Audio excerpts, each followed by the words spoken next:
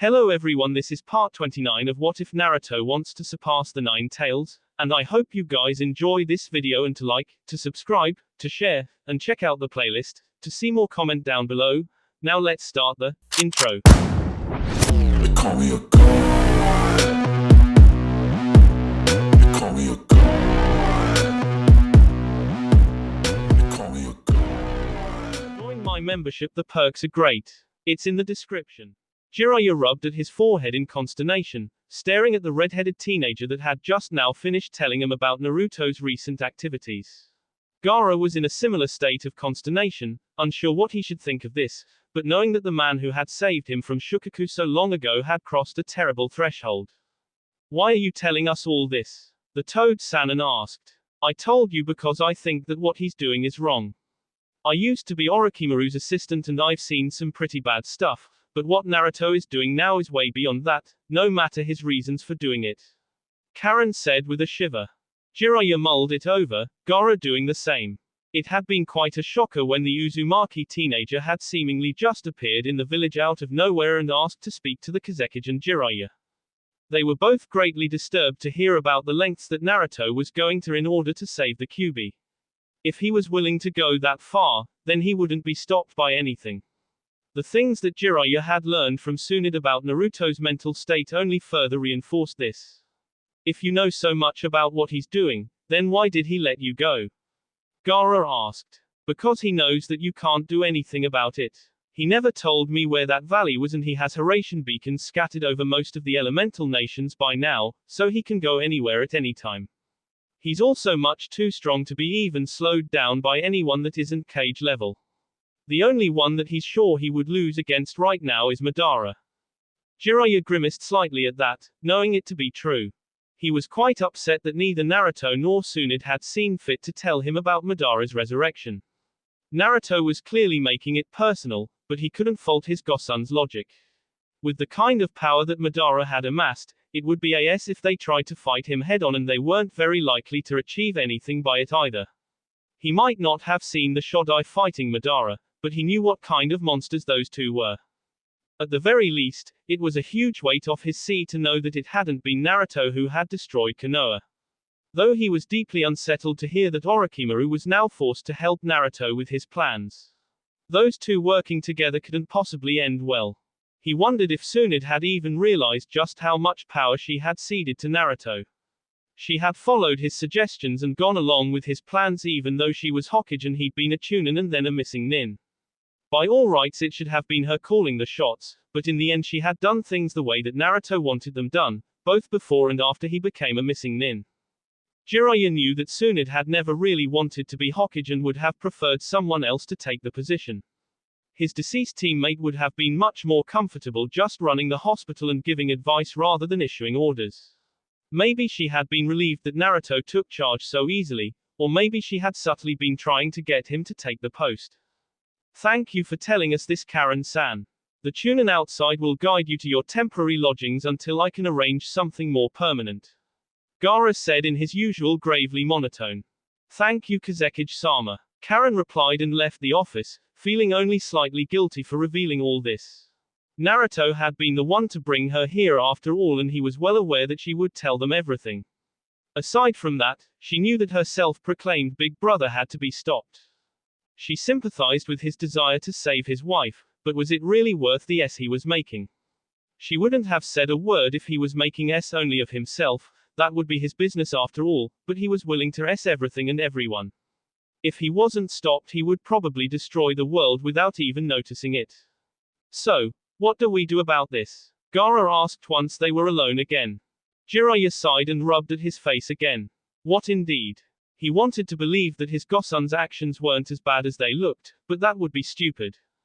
He knew with chilling clarity how far Naruto would go. Even Tsunade and those cute girls that the blonde had always been spending time with would say that he was going too far. It actually made him quite angry that Naruto was proving the Summon clans right in their chaos every baby that showed the potential to use the Mokuton. There was no way that something like that should be the right thing to do and yet Naruto's actions clearly supported Fukasaku's arguments. Jiraiya very much suspected that losing those girls had done no favors to Naruto's mental state. The blonde had enough problems empathizing with people even with them around. Now that they were gone, it was little wonder that he had started seeing people as a means to an end. On the other end of the spectrum, Madara and his plans to either world in an eternal genjutsu were potentially even more dangerous, and Naruto might well be the only one who could stop the Uchiha. The blonde held key pieces that prevented that plan from coming to fruition, along with being the only one whose power came anywhere close to Madara's. Trying to get the other cage to work together would be nigh impossible with the war going on. They'd either think it was some clever ploy or fail to see the big picture. Not to mention that wars, especially ones as vicious as the one they were currently embroiled in, always had the distressing tendency of making people hate outsiders, making it incredibly difficult to get any cooperation out of them. Even if they could have united the shinobi world to fight against a common threat, which one to act against? Jiraiya felt that it was his responsibility to stop his godson and student, but Madara presented a more immediate danger. Of course, that kind of thinking was quite pointless in the end, because nobody had any idea where either of them were or how to do anything about them. Madara was probably too powerful, and Naruto was the only living master of space-time fuinjutsu, which made both them untouchable in their own way. Currently, Naruto had Madara's, so they didn't dare obstruct him for fear of giving the Uchiha free rein to complete his plans, but they also couldn't just let him do as he pleased, or he would slowly suck the life out of the entire continent, unless of course he actually managed to restore Xana first. Jiraiya grimaced when he realized that his mind was just going in circles at this point. The situation was so screwed up that no matter what they did, things were likely to go to hell. The only thing that he could realistically hope for was Naruto's success in restoring his demonic wife so that he would no longer need to drain the life out of everything around him. What a mess. XXXXXXXXXXXXXXXXXXX. Madara was brooding again. He was getting really impatient, and his sense of paranoia was acting up massively. It had been months since he had last seen or heard of Uzumaki, and he didn't like it. Aside from a few brief blinks on his senses, the blonde had been like a ghost. The worst thing about all this was that he had absolutely no idea what in the hells his adversary was doing. He was used to having good intelligence on his enemies while they stumbled about blindly. He found himself not liking it when the shoe was on the other foot. What ate at him the most was the same as ever. Uzumaki had the Gedo Mazo. He knew what the blonde was trying to do, and he was slowly starting to lose the certainty that it would be impossible. Having nothing but time to think recently had impressed upon him the fact that many shinobi had done incredible things without any kind of bloodline. He couldn't afford to assume that Uzumaki would fail to extract the chakra from the Gedo Mazo. This of course meant that he couldn't afford to leave the Hachibi in the open. Who knows what kind of dangerous ideas that crazy blonde might get. XXXXXXXXXXXXXXXXXXX. The Gedo Mazo used to be the Juubi. The Juubi used to be the Shinju. The Shinju was a tree. A god tree, but still a tree. That little leap of logic had only come to Naruto a good week after Karen's departure, much to his embarrassment. He'd spent the day after Karen had left experimenting with his new life-draining ability and discovered that he could only use it on certain things. To be more precise, he could only use it on humans. Now, he knew for a fact that animals and plants also had life force, but he couldn't touch it, couldn't even feel it in fact. It had taken him and Xana quite a while to deduce why this might be so, and they eventually concluded that it was probably because they were simply too foreign to him. They were somewhat baffled as to how nobody had ever figured out the idea of sucking the life out of other humans before, but eventually wrote it off as a consequence of there being so few sages over time. Unknown to them, it was not something that was done as easily as they thought. Naruto had only been able to develop the ability due to his personalized senjutsu. The feral features of his senjutsu were a byproduct of the slight changes done to him by Xana while he had been growing up, further complemented by his aggressive personality, but those features were fairly superficial. In essence, however, it was still a human-style senjutsu, something that had never been discovered before due to lack of easy access to natural, energy-abundant locations, as most of them were occupied by summon clans. Even if there had been such a place, it would have required a level of self-acceptance that most humans simply weren't capable of. Confusing beings that humans are, constantly at war with themselves, constantly questioning whether their actions were right or wrong, or doing various other things that went against their nature, it left them unable to find the needed balance to become sages on their own merit. It was easier to have a cranky old animal sage tell you what to do and get used to the already half-molded natural energy native to the summon clan territories. Even then most of them turned into statues. Xana had inadvertently taught Naruto to never look back and never doubt himself. To accept who he was and his own feelings and never deny them. This, along with his ability to cheat around the dangers of turning into stone through clever use of the Reaper Death Seal, had allowed him to be first human to do something like this. The Mokuton was another bit of a cheat in this direction, as the deep connection to plant life that it provided also made it much easier to learn senjutsu once sufficiently mastered. The bloodline only awoke naturally in those senju with an extremely powerful life force, which were quite rare. The Uzumaki branch of the family had internalized that life force, granting them more powerful Bi and somewhat accelerated healing.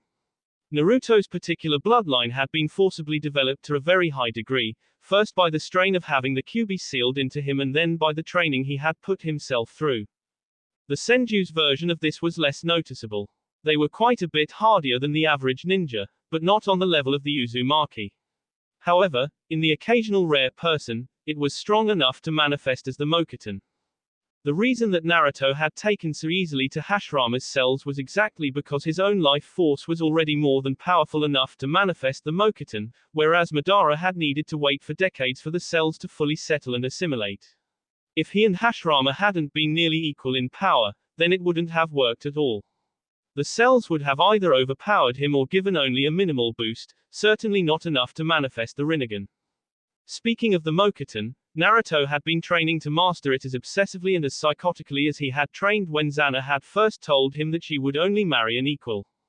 He'd been a rather deluded child when he was 10, thinking that a couple of years of hard training would do the trick. Either way, he was reasonably confident that he would be able to suck the life out of trees if he mastered it, as well as the Gedomazo, he hoped, which was what he was really after. XXXXXXXXXXXXX. Taro licked his lips in anticipation as he stared at the pretty young girl making her way down the road. She seemed to be moving away from one of the villages that were closer to the contested territories, if the backpack she was carrying was any indication. Usually this would have been a very smart thing to do, as it wasn't unheard of for civilians to get caught in the crossfire, even though shinobi generally tried to avoid such things. Unfortunately for the girl, what remained of Fire Country had descended into lawlessness without the threat of Konoha shinobi. She really shouldn't have been traveling alone. Taro was just a small-time bandit that was leading a group that numbered only 7, but that was the way he liked it. Large groups attracted too much attention and needed too much resources to sustain. Even if most of the shinobi were tied up in the fighting, it wasn't unheard of for a single ninja to be sent on bandit extermination duty if too much noise was made. He liked to keep his group mobile so that no single area made too many complaints, and it had worked well so far. They did the occasional raid for supplies, avoided other bandit groups, and if they got really lucky, like just now, they would come across a pretty girl that could be used to keep up morale for a while. She was quite eye-catching with her long dark hair, deep blue eyes and voluptuous figure. Taro, along with the 6 men behind him, couldn't wait to see if she looked just as good under her clothes. Motioning to his men, they silently surrounded the girl to block off all escape and then moved into her line of sight. Hey there miss, that bag looks pretty heavy and you must be tired. Why don't you come back to our camp and get some rest? Taro said with a lecherous smile, making the others snicker at the obvious implications. Alarm bells started ringing in his head when the girl didn't look the slightest bit scared, but pleased instead. I'm so glad I found you, my wife and I were just getting hungry. During the course of that one sentence, the deep blue eyes developed a predatory S and turned a burning gold-orange color, the voice deepened until it was a clearly male growl, and the very attractive young girl turned into a monstrously dangerous-looking man with a long mane of golden hair. Taro and his compatriots did not s well. XXXXXXXXXXXXXXXXXXX. Naruto cracked his N after dropping the bandit leader's desiccated C to the ground and scoffed. He couldn't believe he'd actually been worried that he would run out of L, bandits, M and other assorted trash and need to start draining innocence. The chaos gripping the world seemed to have a detrimental effect on the general morality of the human race. Apparently the world was crawling with filth that was just looking for an excuse to start acting like the S of the earth. He'd used the pretty girl traveling alone trick several times already, and it never failed to attract L looking for a victim or bandits looking for whatever might be in the backpack. It was just rocks actually, usually both at the same time. Well, it certainly made his situation easier since he didn't need to resort to anything as drastic as using completely innocent people to prolong his life. Contrary to what the rest of the world seemed to think, he was not an evil man and would have hated it if he was forced to kill the innocent. This way, he got his life force and the world was made a slightly better place with every waste of F that he disposed of. Well, either way, it was a better way of going about things than scouring the countryside for every bandit hidey hole. Though his nose had helped him track down a few of those too, all he had to do was follow the scent of unwashed bee.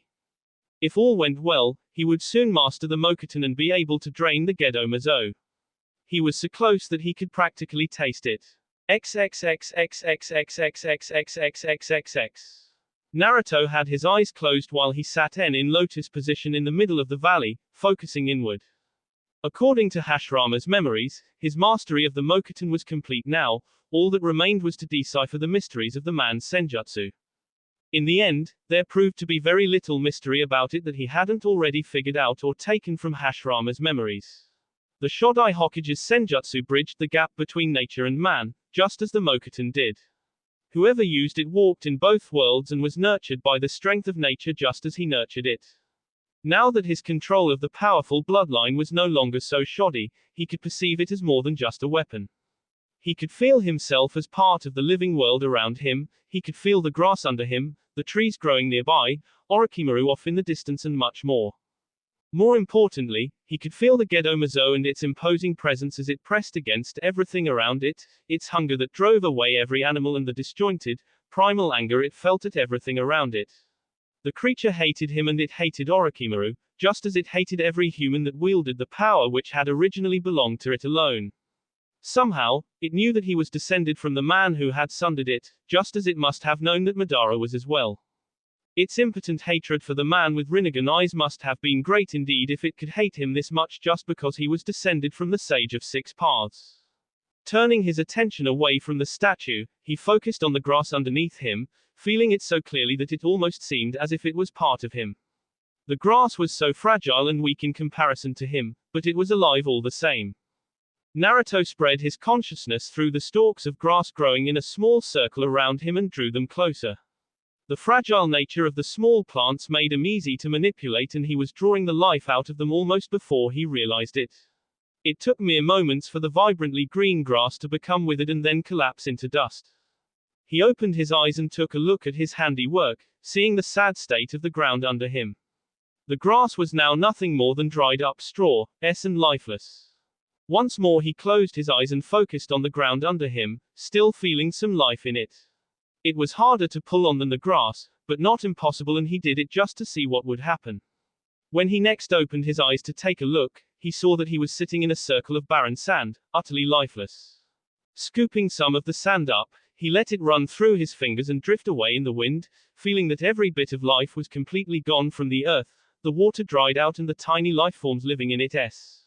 What a terrible power, this must be what that old toad was so afraid of. Xana murmured. She was not one to be overmuch concerned with collateral damage, but having the world turned into a wasteland and spending her immortality wandering the barren sands forever was a thought that chilled even her. Naruto agreed. He could easily see how someone like Fukasaku would be pissing himself at the thought of anyone being able to do this. This was a power to bring about the end of the world. Someone must have learned to do this before you. It would certainly explain the deserts of Wind Country. What do you mean? Naruto asked in confusion. You know that I have occasionally left the elemental nations in favor of exploring the rest of the world. Well, one time that I came back, I found a desert where none had been before. That was something that has been puzzling me for centuries, but I've never found any explanation for it until now. A sage must have risen who had the power to do this, a sage that most likely also had the mokuton. Xana explained. It would certainly fit and explain a lot. Naruto mused. He was not surprised at all that there were no records of such a thing. The people living in the elemental nations were notoriously bad at keeping track of their own history. They could barely remember what happened 100 years ago, trying to find any records of times before that was just an exercise in frustration. The most you were liable to get was, there were many shinobi clans k each other for unknown reasons. Even the Sage of Six Paths had been reduced to a mostly forgotten myth, despite the fact that he had saved the world from being destroyed by a vengeful god.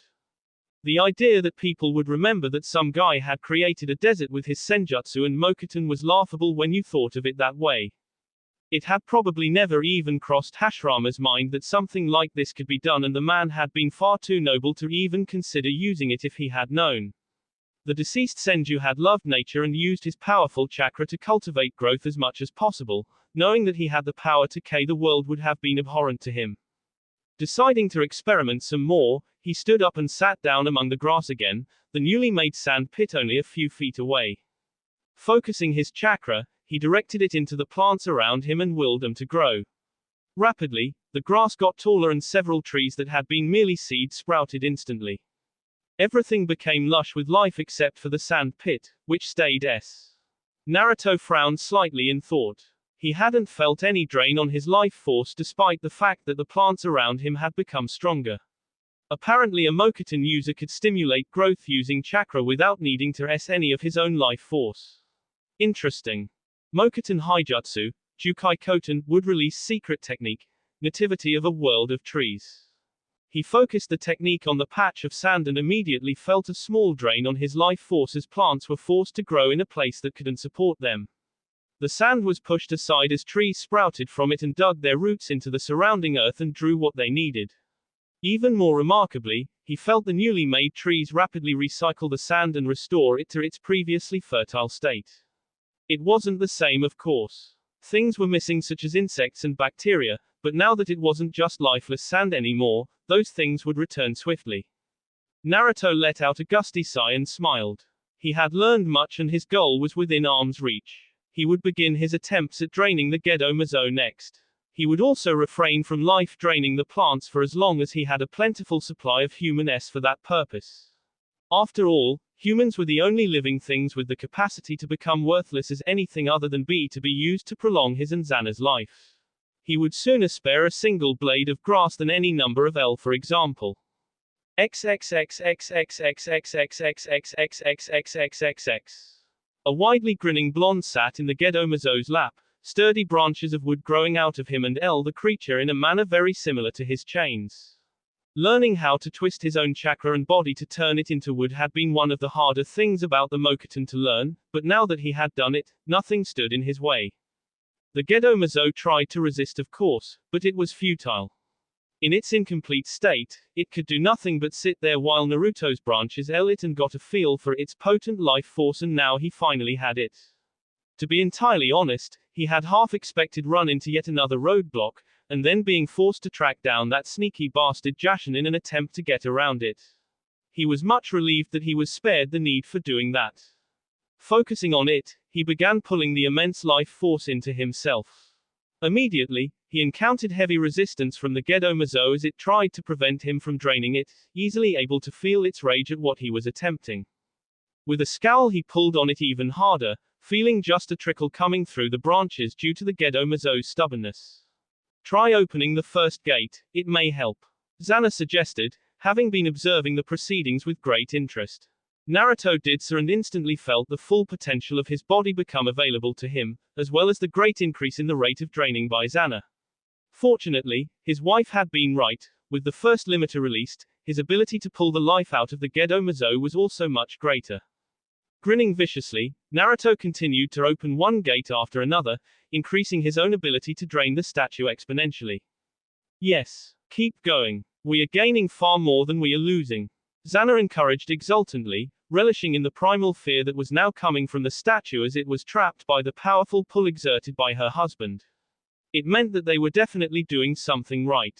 By the time that Naruto opened the seventh gate, he was glowing with the power he was exerting, and the usual damage sustained by anyone who opened the gates was cancelled out by the instantaneous regeneration that drawing that amount of divine life force was giving him. I still can't reach the chakra trapped inside it, Naruto scowled. I can sense that it's somehow using it to continually regenerate its own life force. We could be here forever this way. I may have a solution to that. Xana said with the mental equivalent of a smirk. I know that you never learned how to open the death gate, but you have used it on others to drain them for some time now, and I am connected to yours. If we work together, we can force it open. Naruto continued pulling the life out of the Gedo Mazo as he mulled over the risks of such a move. Forcing one of the lower gates open without being ready was tantamount to so doing that with the death gate seemed to be nothing short of madness.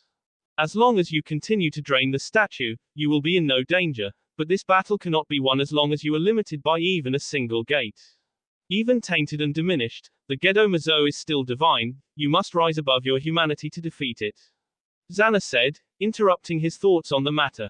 Naruto nodded to himself, trusting her fully, he moved his focus towards the gate in question and they worked together to tear it open.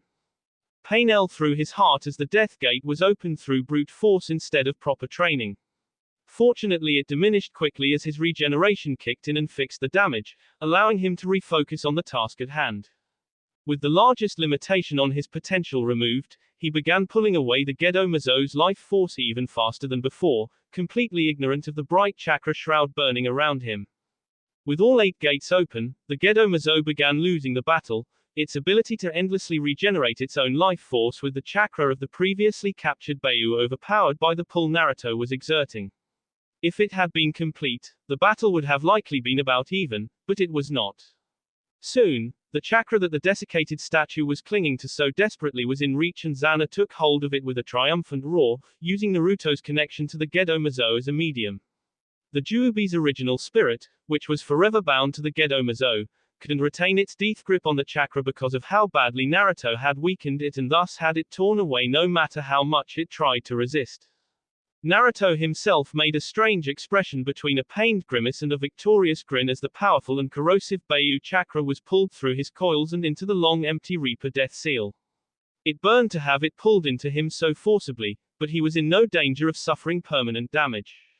When all of the Bayu chakra was finally pulled out of the statue, Naruto closed the gates and removed the branches through which he had been connected to it.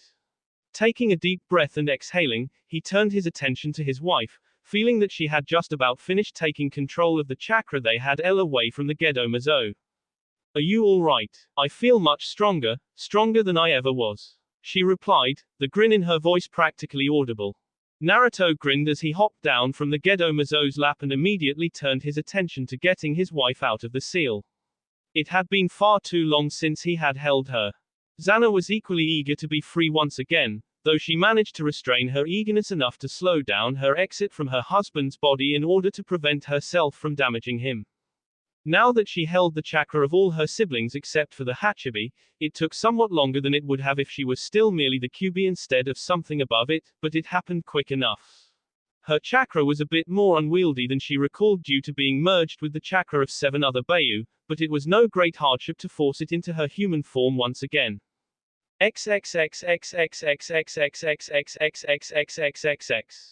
Orochimaru was certain that he was in hell.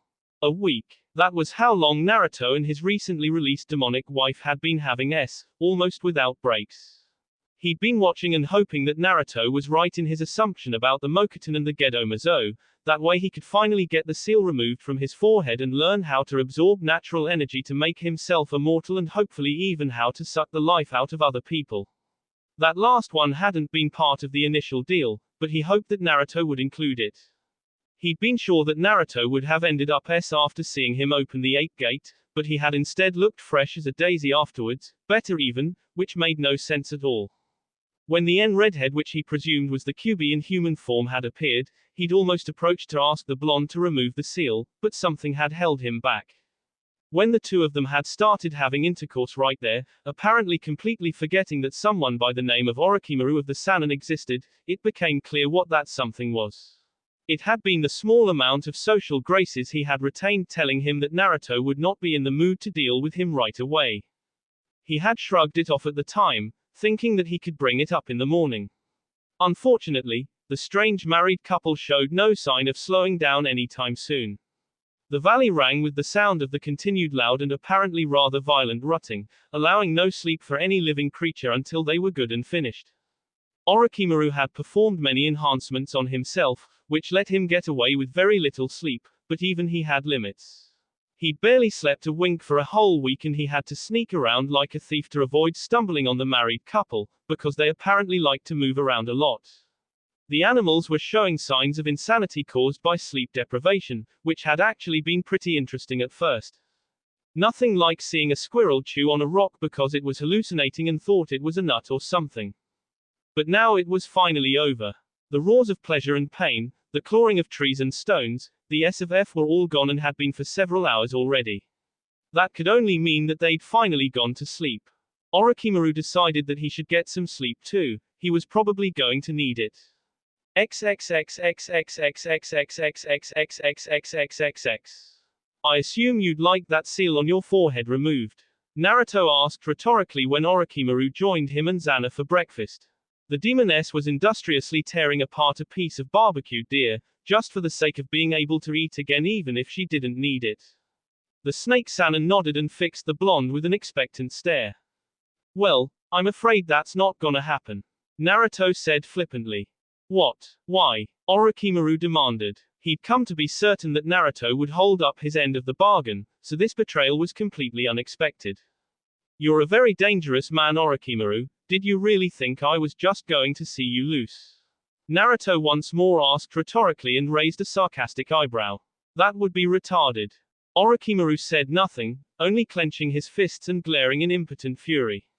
He knew that he couldn't attack Naruto because of the seal, which left him completely powerless.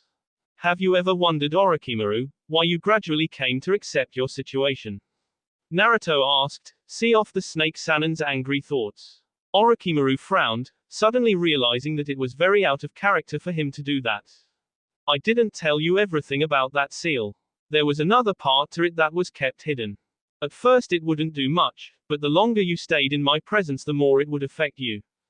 Very slowly and very carefully, far too slowly to be noticed, the seal has been indoctrinating you to a certain way of thinking.